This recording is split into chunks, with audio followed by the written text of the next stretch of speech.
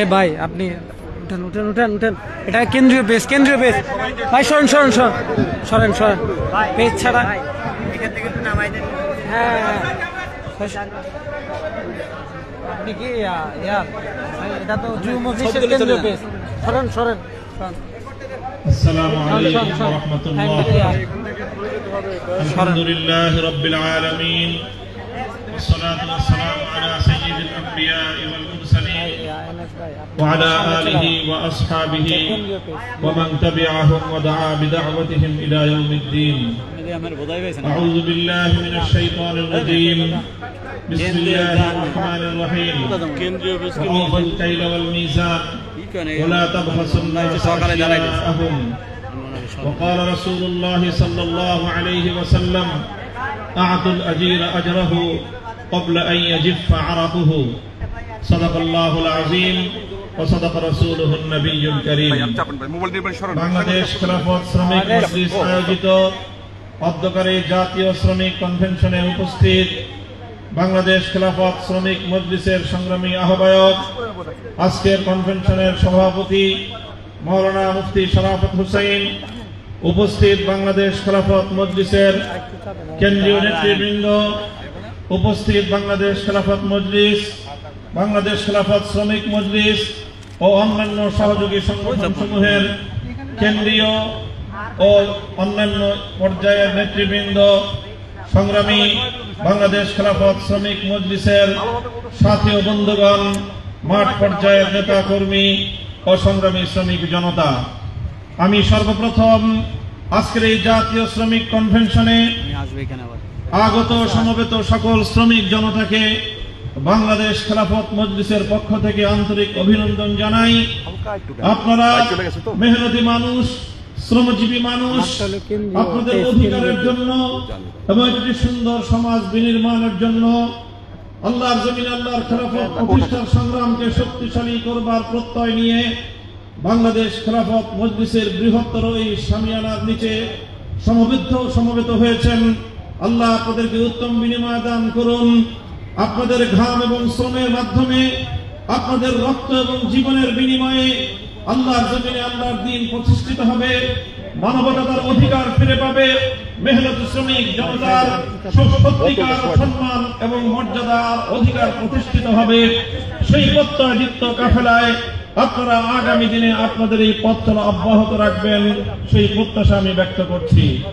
সংগ্রামী সাথী ও বন্ধুগণ, আজ সারা পৃথিবী জুড়ে মেহনতি এবং শ্রমিক জনতা জেগে উঠছে। পৃথিবীর প্রতিটি বিপ্লব, প্রতিটি আন্দোলন সংগ্রামে শ্রমিক জনতার অভূতপূর্ব অবদান রয়েছে। আমরা আমাদের এই জনপদের প্রতিটি ঐতিহাসিক গুরুত্বপূর্ণ টার্নিং পয়েন্টে শ্রমিক জনতার রক্ত এবং ঘাম ঝরতে দেখেছি। আমরা এই শ্রমিক জনতার ঘাম ঝরতে দেখেছি 1971-এর মহান মুক্তিযুদ্ধে। আমরা এই শ্রমিক জনতার ঘাম ঝরতে দেখেছি, রক্ত ঝরতে দেখেছি 2013 সালের শাপলা চত্বরে। আমরা এই শ্রমিক জনতার রক্ত এবং ঘাম ঝরতে দেখেছি 2024 সালের ফ্যাসিবাদ বিরোধী গণ অভ্যুত্থানে। আমরা বলতে চাই 2024 সালের এই ছাত্র গণ অভ্যুত্থানে নেতৃত্ব দিয়েছে ছাত্র জনতা, কিন্তু গোটা বাংলাদেশে রাজপথ দখল করার ক্ষেত্রে, ফ্যাসিবাদের বিরুদ্ধে রক্ত এবং জীবন দেওয়ার ক্ষেত্রে অন্যতম স্টেক হোল্ডার ছিল বাংলাদেশের শ্রমিক জনতা। দুঃখ এবং পরিতাপের বিষয়, ঠিক সেইভাবে এই গণ অভ্যুত্থানে শ্রমিকদের যে ভূমিকা, এই গণ অভ্যুত্থানে শ্রমিকদের যে জীবন এবং রক্তপাত হয়েছে, এই গণ অভ্যুত্থানে শ্রমিকদের যেই নিরলস এবং সংগ্রামী ভূমিকা ছিল, আজকে আমরা সেটা মূল্যায়ন করতে জাতীয় এবং রাষ্ট্রীয়ভাবে ব্যর্থ হয়েছি। এই ব্যর্থতার কলঙ্ক বাংলাদেশের, এই ব্যর্থতার কলঙ্ক বাংলাদেশের ইন্টারিম গভর্নমেন্টের। আমি এজন্য বাংলাদেশ খেলাফত মজলিসের পক্ষ থেকে, বাংলাদেশ খেলাফত শ্রমিক মজলিসের পক্ষ থেকে গোটা বাংলাদেশের শ্রমিক জনতাকে অভিনন্দন জানাই এবং নিজেদের ব্যর্থতার জন্য আমরা তাদের কাছে দুঃখ প্রকাশ করি। সেই সাথে আহ্বান জানাই, অতীতের মতো প্রতিটি সংগ্রাম এবং বিপ্লবের মতো বাংলাদেশে একটি চূড়ান্ত বিপ্লবের প্রয়োজন। সে বিপ্লবের জন্য বাংলাদেশের সকল শ্রমিক জনতাকে প্রস্তুতি গ্রহণ করবার উদাত্ত আহ্বান জানাই। আর সে বিপ্লব হবে সকল বৈষম্যের সকল সত্য উপড়ে ফেলে আল্লাহর জমিন আল্লাহর খেলাফত কায়েমের বিপ্লব, ইসলামের বিপ্লব।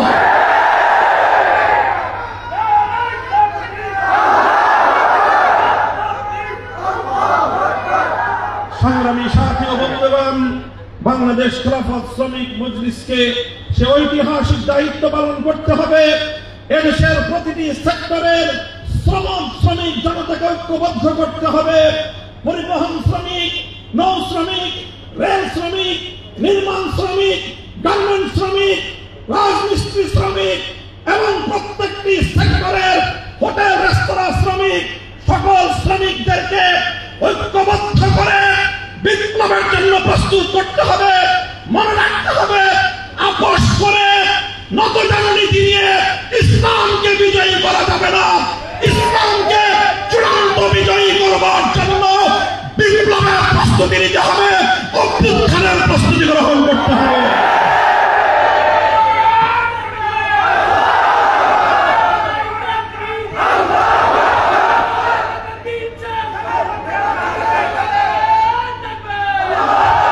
সংগ্রামী শ্রমিক জনতা, আমি আপনাদেরকে বলতে চাই, পৃথিবীতে শ্রমিকদেরকে নিয়ে অনেক তন্ত্র গড়ে উঠেছে। শ্রমিক জনতার রক্তের উপর অনেক বিপ্লব প্রতিষ্ঠিত হয়েছে, কিন্তু কোন তন্ত্রমন্ত্র আজ পর্যন্ত শ্রমিকদেরকে অধিকার তো দূরের কথা, ন্যূনতম সম্মান আর মর্যাদাটুকু পর্যন্ত দিতে সক্ষম হয়নি। শ্রমিকদের সত্যিকার অধিকার, সত্যিকার সম্মান এবং মর্যাদা যদি দিয়ে থাকে, দিয়েছেন আল্লাহ নবী, বিশ্ব মানবতার মুক্তির দূত নবী মুহাম্মদুর রাসূলুল্লাহ সাল্লাল্লাহু আলাইহি ওয়াসাল্লাম। তাই আসো হে নিপীড়িত শ্রমিক জনতা, তন্ত্রমন্ত্র ছুঁড়ে ফেলে দিয়ে বিশ্ব নবীর আদর্শ বাস্তবায়ন করবার জন্য নিজেদের জানের বাজি লাগাও। এ পথেই তোমার মুক্তি, এ পথেই বিশ্বের মুক্তি, এ পথেই মানবতার মুক্তি আসবে। সংগ্রামী সাথী ও বন্ধুগণ, আমি দ্বিতীয় যে কথা বলতে চাই, আজকে আমরা বাংলাদেশের একটি ঐতিহাসিক সময়কাল অতিক্রম করছি। যেই সময়ে এদেশের মানুষ স্বপ্ন দেখেছিল, এদেশের মানুষ একটি সুন্দর ভবিষ্যতের স্বপ্ন দেখেছিল। অনেক স্বপ্ন নিয়ে, অনেক আশা নিয়ে 2024-এর জুলাই বিপ্লবের পর হাজারো মায়ের কোল খালি করা, আমার তরতাজা সন্তানদের বুকের রক্তের উপর গড়ে ওঠা এই বিপ্লব পরবর্তী অন্তর্বর্তীকালীন সরকারের কাছে আমাদের এক বুক ভরা আশা ছিল। একটি সুন্দর বাংলাদেশের প্ল্যাটফর্ম গড়ে দেওয়ার স্বপ্ন ছিল আমাদের। অন্তর্বর্তীকালীন সরকারের প্রধান 3টি কর্মসূচি ছিল। 1 নম্বর সংস্কার, 2 নম্বর ফ্যাসিবাদের খুনিদের বিচার নিশ্চিতকরণ এবং একটি সুন্দর গ্রহণযোগ্য মানসম্মত নির্বাচনের পরিবেশ তৈরি করা। কিন্তু আমরা কি দেখছি? এই সরকারের সর্বপ্রথম প্রায়োরিটি, সবচেয়ে গুরুত্বপূর্ণ দায়িত্ব, শহীদদের রক্তের কৃতজ্ঞতা স্বরূপ যেই সংস্কারের স্বপ্ন আমরা দেখেছিলাম, যেই সংস্কারের জন্য জাতীয় ঐক্যমত্য কমিশনে বাংলাদেশের রাজনৈতিক দলগুলোর প্রতিনিধিরা, বাংলাদেশ খেলাফত মজলিস সহ সকল রাজনৈতিক দলের নেতৃবৃন্দ দিনের পর দিন, মাসের পর মাস সময় ব্যয় করেছে। কিন্তু এই সব ত্যাগের কোরবানি অংশগ্রহণের পর সত্যিকার কথা বলতে গেলে বলতে হয় যে আজকের ইন্টারিম সরকার, অন্তর্বর্তীকালীন সরকার কাঙ্ক্ষিত মানের তো দূরের কথা, ন্যূনতম সংস্কারের দাবি, জাতির প্রত্যাশা পূরণ করতে সম্পূর্ণরূপে ব্যর্থ হয়েছে। কুম্বা কুজা কুজা নিহাম তানহামা দাগ দাগ সুদ, সারা শরীরেই ক্ষত, আমি মলম আর পট্টি কোথায় বাঁধবো? শুধু একটি কথা বলতে চাই, অন্তর্বর্তীকালীন সরকার অনেক কিছু করে শেষ পর্যন্ত দ্বিকক্ষ বিশিষ্ট সংসদ ঘোষণা দিয়েছে, আর উচ্চ কক্ষ একটা সংসদের ঘোষণা দিয়েছে। আর সেই উচ্চ কক্ষে এই জাতীয় ঐক্যমত্য কমিশন পিআর পদ্ধতিতে উচ্চ কক্ষ গঠনের সিদ্ধান্ত দিয়েছে। কিন্তু বাংলাদেশের বর্তমান সর্ববৃহৎ রাজনৈতিক দল তার সঙ্গে দ্বিমত পোষণ করে তারা নোট অফ ডিসেন্ট প্রদান করে মূলত উচ্চ কক্ষের কার্যকারিতাকে সম্পূর্ণরূপে ব্যর্থ করে দিয়েছে। আমি আজকের এই শ্রমিক কনভেনশন থেকে স্পষ্ট ভাষায় আমার বক্তব্য তুলে ধরতে চাই, যদি উচ্চ কক্ষে প্রপোর্শনাল পদ্ধতিতে সদস্য নির্বাচনের ব্যবস্থা না থাকে, তাহলে সেই বেকার পুনর্বাসনের উচ্চ কক্ষ আমরা চাই না। আমরা উচ্চ কক্ষ বাস্তবায়ন দেখতে চাই শুধুমাত্র সেক্ষেত্রে যদি উচ্চ কক্ষ পিআর পদ্ধতিতে নির্বাচনের ব্যবস্থা হয়।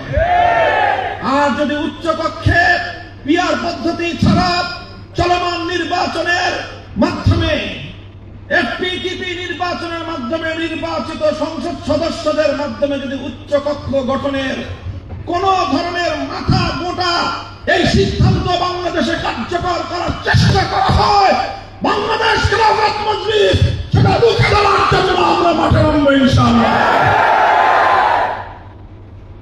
আমরা সরকার ছাড়া অন্য কোন পক্ষকে অ্যাড্রেস করতে চাই না, রাজনৈতিক শিষ্টাচার রক্ষা করে আমরা কথা বলতে চাই। তবে আমরা মনে করি বাংলাদেশ জাতীয়তাবাদী দল বিএনপি যারা আগামী দিনে বাংলাদেশের রাষ্ট্র পরিচালনা করবার জন্য মোছে তেল দিচ্ছেন, আপনাদেরকে খুব ভালো করে বলে রাখি, এই রাষ্ট্র পরিচালনা করার ক্ষেত্রে আপনাদের পদে পদে আমাদের সহযোগিতার প্রয়োজন হবে। যদি আমাদের সহযোগিতার কথা চিন্তা করেন, তাহলে জাতীয় প্রত্যাশা যদি আপনারা পূরণ করতে না পারেন, মনে রাখবেন জুলাই আগস্ট বিপ্লবের মতো আমরা আবার রাজপথে নামবো। আমরা অস্ত্র জমা দিয়েছি, ট্রেনিং জমা দিই না। সেই কথা ভালো করে মনে রাখবেন। এই জন্য উচ্চ কক্ষ যদি তৈরি করতে হয়, তাহলে পিআর পদ্ধতিতে যেটা প্রকৃত অর্থবহ একটি উচ্চ কক্ষ হতে পারে, সেইভাবে যদি উচ্চ কক্ষ গঠন না করা হয়, তাহলে এই দুর্বল আর গরিব রাষ্ট্রের উপর নতুন করে আরো 100 এমপি পালন করবার, তাদের ভরণ পোষণ, তাদের বিলাসিতার ভোগ্য সামগ্রী সরবরাহ করবার এই বোঝা আমার এই দরিদ্র রাষ্ট্রের মেহনতি মানুষের ঘামে গড়া এই রাষ্ট্রের উপর আপনার চাপিয়ে দেওয়ার কোন দুরভিসন্ধি করবেন না। পরিষ্কার এটা আমাদের কথা। কাজে আমি বলতে চাই, সংস্কারের জায়গায় আমাদের সবচেয়ে বেশি প্রত্যাশা ছিল নির্বাচন ব্যবস্থায় এমন কোন সংস্কার হবে যেই সংস্কারের মাধ্যমে বাংলাদেশে দীর্ঘদিন ধরে চলে আসা দুর্বৃত্তায়নের রাজনীতির পথ বন্ধ হবে, পেশি শক্তির পথ বন্ধ হবে, ভোট চুরির রাস্তা বন্ধ হবে, কালো টাকার আধিপত্য বন্ধ হবে, সন্ত্রাসবাদের আধিপত্য বন্ধ হবে এবং একটি লেভেল প্লেইং ফিল্ড তৈরি করবার মতো এই সরকার সক্ষম হবে। এমন একটি সংস্কার কার্যকর করেই তারপরে নির্বাচনের ঘোষণা আসবে। এটাই ছিল আমাদের দেশের মানুষের প্রত্যাশা। কিন্তু গত 5ই আগস্ট মাননীয় প্রধান উপদেষ্টার এই ধরনের ঘোষণা, যেখানে সংস্কার বাস্তবায়নের ন্যূনতম কোনো প্রত্যাশা নেই, সেই ধরনের ক্ষেত্রে আমরা মনে করি যে সংস্কারের যে মহান দায়িত্ব ছিল অন্তর্বর্তীকালীন সরকারের উপর, সেই দায়িত্ব পালনে তারা সম্পূর্ণরূপে ব্যর্থ হয়েছে এবং সেই দায়িত্ব পালনে জাতীয়তাবাদী দল বিএনপির পক্ষ থেকে সবচেয়ে বেশি অসহযোগিতা করা হয়েছে। সংগ্রামী সাথী ও বন্ধুগণ, এরপরে দ্বিতীয় তাদের প্রাধান্যের বিষয় ছিল ফ্যাসিবাদী খুনিদের বিচার নিশ্চিত করা। সেখানে কিছু মামলা হয়েছে, কিন্তু সেই মামলায় আজও পর্যন্ত দৃশ্যমান কাঙ্ক্ষিত মানের কোন অগ্রগতি সাধিত হয়নি। ন্যূনতম একটি মামলায় অন্তত খুনিদের কোন রায় ঘোষণা করা হয়নি।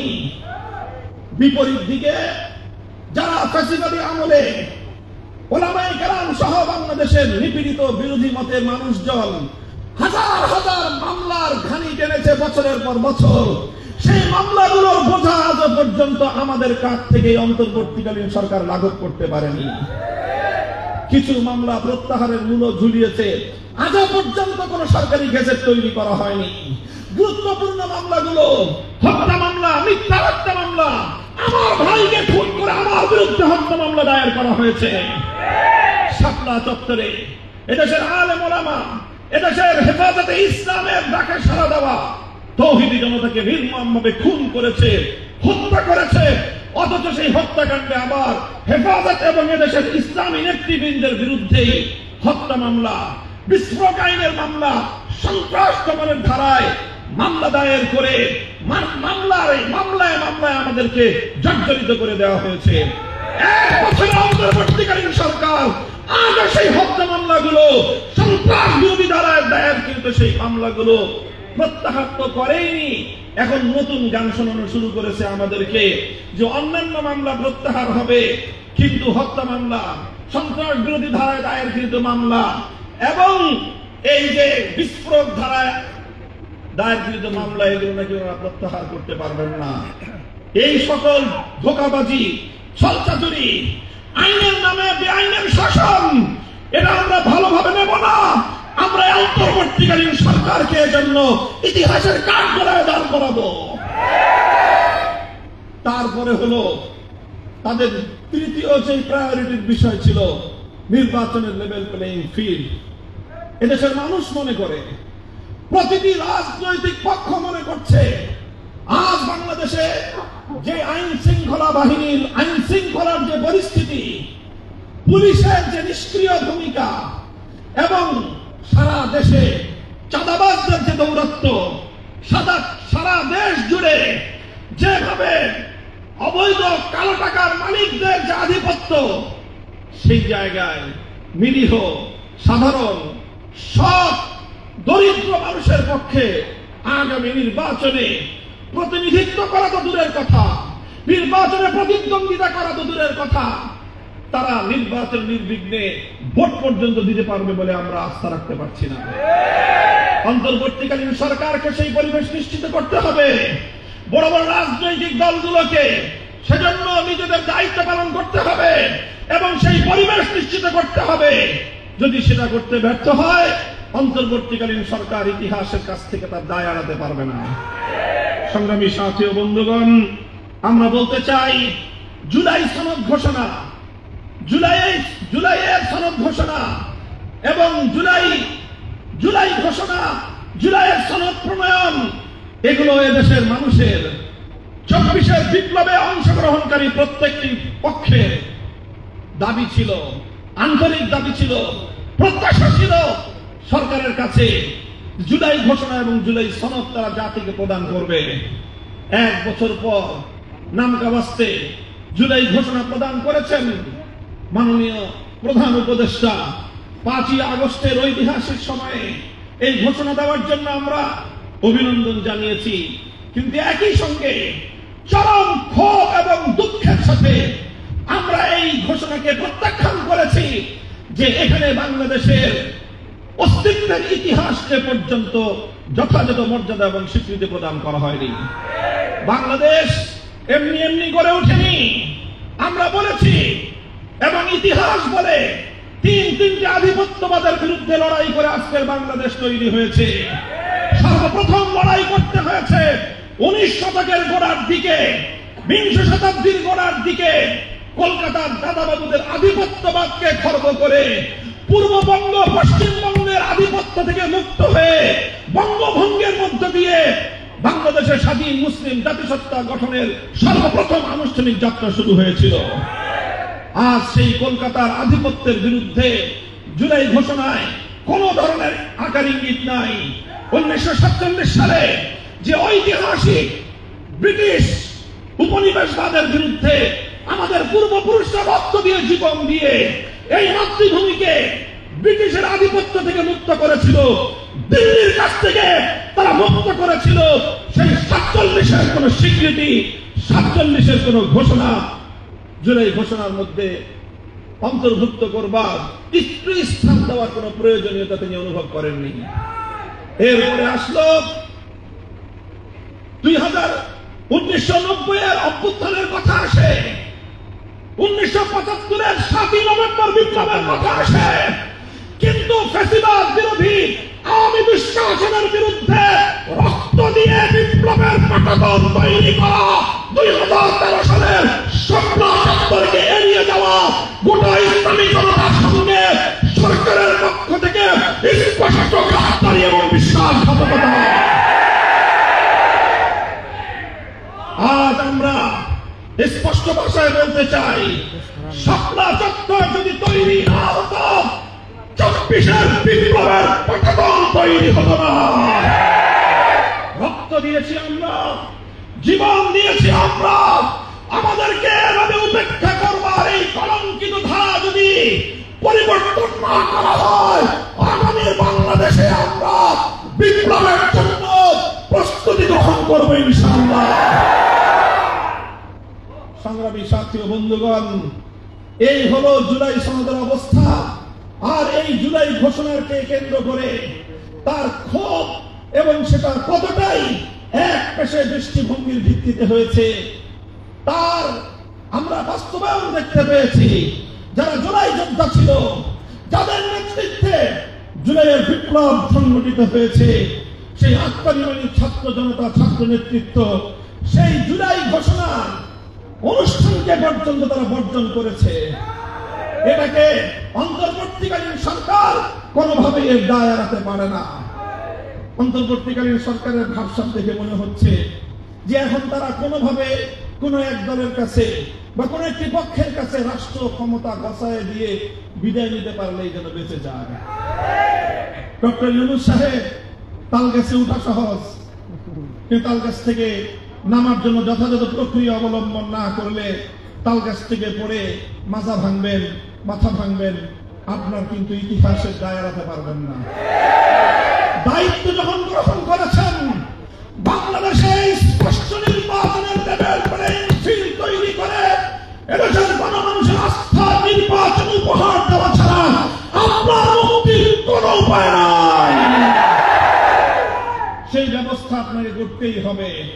নির্বাচনের লেভেল প্লেইং ফিল্ড তৈরি করতে হবে। শাপলা চত্বরের এই রক্তকে স্বীকৃতি প্রদান করতে হবে।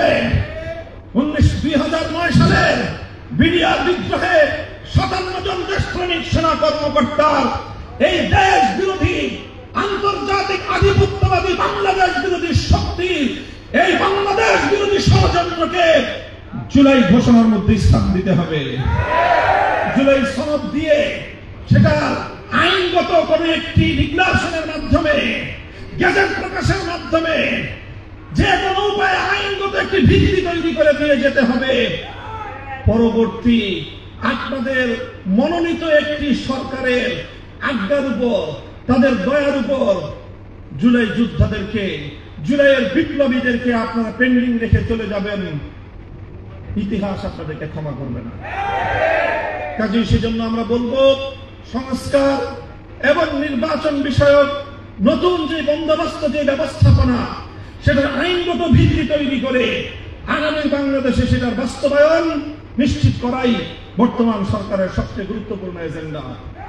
সেটা যদি করতে ব্যর্থ হয়, তাহলে কাঙ্ক্ষিত মানের নির্বাচন সম্ভব নয়, গ্রহণযোগ্য নির্বাচন সম্ভব নয়, এবং অন্তর্বর্তীকালীন সরকারের ব্যর্থতার গ্লানি থেকে মুক্ত হওয়ার ভিন্ন কোনো রাস্তা নাই। সংগ্রামী সাথী ও বন্ধুগণ, এই পর্যায়ে এসে আমি বাংলাদেশ খেলাফত মজলিসের পক্ষ থেকে আজকের এই শ্রমিক কনভেনশন এবং আমার প্রতিটি সহযোগী সংগঠন এবং সারা দেশের বাংলাদেশ খেলাফত মজলিসের তৃণমূলের সকল নেতাকর্মী, সকল শাখাগুলোকে উদাত্ত আহ্বান জানাতে চাই। বাংলাদেশ খেলাফত মজলিস চলমান এই নির্বাচনী ডামাডোলের মধ্যে, চলমান নির্বাচন কেন্দ্রিক বিভিন্ন বিতর্ক এবং বিভিন্ন বিরোধের মধ্য দিয়ে বাংলাদেশ খেলাফত মজলিস মনে করছে আগামী জাতীয় নির্বাচনে বাংলাদেশ খেলাফত মজলিস 300 আসনে দলীয় প্রতীক রিকশা দিয়ে জাতীয় সংসদ নির্বাচনে প্রতিদ্বন্দ্বিতা করবে ইনশাআল্লাহ। ইতিমধ্যে বাংলাদেশ খেলাফত মজলিস 223টি আসনে তার প্রার্থিতা ঘোষণা করেছে। অবশিষ্ট 77টি আসনে আমাদের প্রার্থিতা ইনশাআল্লাহ তালিকা চূড়ান্ত করার পথে। 300 আসনে প্রার্থী ঘোষণা করে বাংলাদেশ খেলাফত মজলিস তৃণমূল থেকে তার নির্বাচনী কার্যক্রম জোরদার করার মধ্য দিয়ে ইনশাআল্লাহ আগামীর বাংলাদেশকে একটি সুন্দর বিপ্লবের পাঠাতন তৈরি করবার জন্য, একটি ভিত তৈরি করবার জন্য বাংলাদেশ খেলাফত মজলিস তার ভূমিকা পালন করবে। সেই ক্ষেত্রে আমরা সর্বশেষ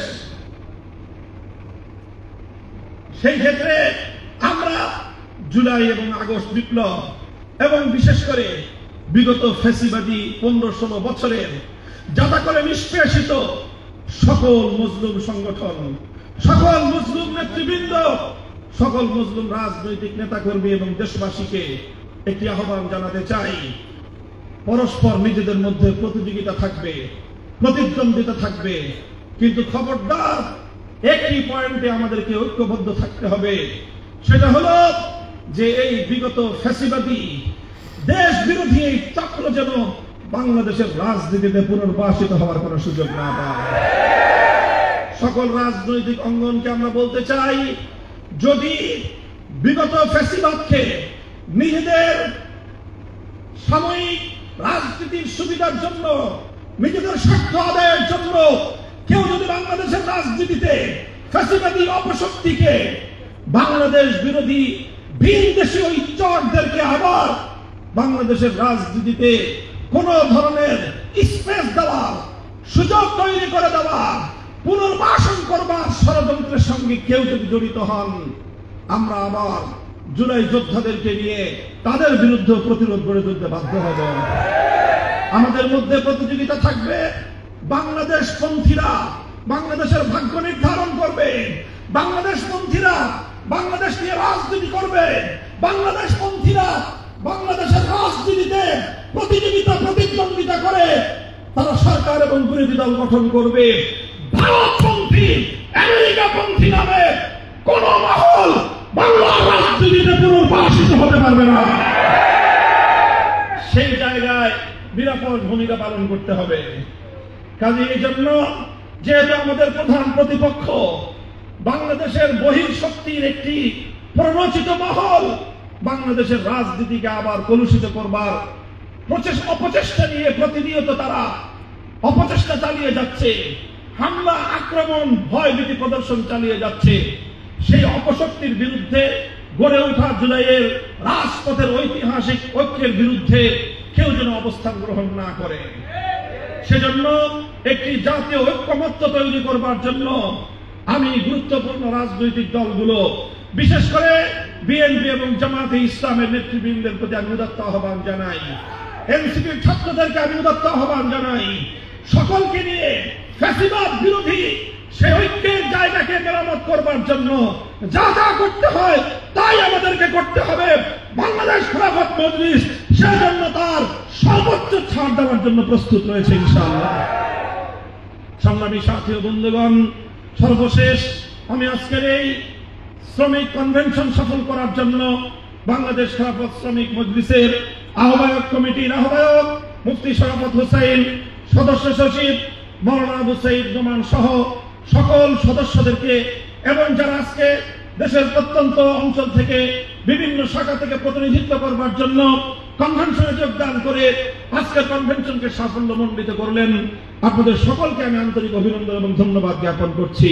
সেই সঙ্গে গোটা জাতির পক্ষ থেকে আজকের এই শ্রমিক কনভেনশনকে যে সকল শহীদের শাহাদাতের রক্তের উপর আজ বাংলাদেশ একটি উজ্জ্বল ভবিষ্যতের স্বপ্ন দেখছে, শাপলা চত্বর থেকে জুলাইয়ের বিপ্লব পর্যন্ত, জুলাই বিপ্লবে শহীদ আবু সাইদ, মুগ্ধ খাব্বার সহ যে সকল আত্মত্যাগী ইতিহাসের শ্রেষ্ঠ বীর শহীদদের রক্তের উপর একটি সুন্দর বাংলাদেশের ভিত তৈরি হয়েছে, সেই সকল শহীদদের জন্য আমি আপনাদের সকলের কাছে রুহের মাগফিরাত কামনা দোয়া করার উদাত্ত আহ্বান জানাচ্ছি এবং সেই সকল শহীদরা যেন অবিস্মৃত থাকে, সেই সকল শহীদদের তাদের এই ত্যাগ এবং তাদের এই অবদানকে সামনে রেখে এদেশের আগামী রাজনীতি যেন বিশ্বাসঘাতকতাপূর্ণ না হয়ে বিশ্বস্ততার রাজনীতি যেন বাংলাদেশ পরিচালিত হয়, সেই জন্য পরিবেশ তৈরি করবার কাজ করবার সকলকে আমি উদাত্ত আহ্বান জানাচ্ছি। আল্লাহ পাক রব্বুল আলামিন সকল শহীদানদের কবরগুলোকে জান্নাতের বাগান বানিয়ে দিন। তাদের শোক সন্তপ্ত পরিবার পরিজন, আপন হারা পরিবার পরিজনকে আল্লাহ পাক সান্ত্বনার ব্যবস্থা করে দিন। আবার যদি জুলাই আসে, আবার রক্ত দিব, আবার যখন আগস্ট আসবে, বিজয়ের মিছিলের জন্য শাহাদাতের কাফনের কাপড় পরে আমরা আবার রাজপথে নামবো। সেই প্রত্যাশা ব্যক্ত করে আল্লাহ পাক রব্বুল আলামিনের শুকরগুজারি সাহায্য কামনা করে বক্তব্য শেষ করলাম। নাসরুম মিনাল্লাহি ওয়া ফাতহুন করিব ওয়া আখিরু দাওয়ানা আলহামদুলিল্লাহি রাব্বিল আলামিন।